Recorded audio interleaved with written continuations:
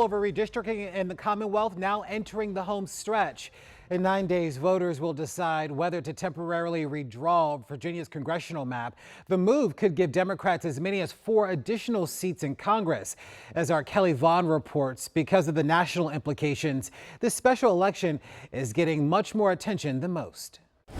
I think this is one of the most consequential elections of this century. Katie Gorka is the chair of the Fairfax, Virginia GOP. On the Republican side, I think there's a lot of anger, the idea that the Democrats want to take away Republicans' voice. We control the U.S. House with a yes vote, then we can stop almost all of what Donald Trump is trying to do. Democrats, however, argue the redistricting would balance similar boundary shifts made by Republican-controlled states. What we're trying to do here in Virginia is to level the playing field.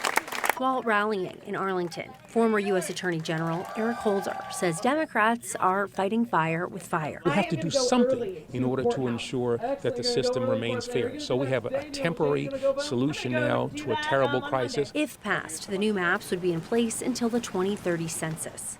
As of April 10th, early voter turnout in Northern Virginia remains low, according to the Virginia Public Access Project, though numbers are expected to climb as more early voting satellite locations opened this weekend. Typically in Fairfax County, the real surge comes usually about 10 days before the end of early voting. Virginians on both sides of the issue say they're voting to keep elections fair. I find a very large no sentiment in Arlington.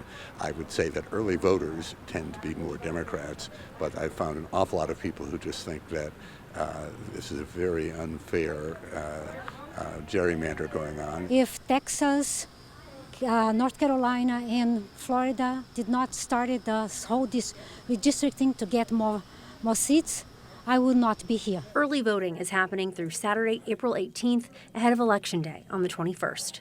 Reporting for WUSA 9, I'm Kelly Vaughn.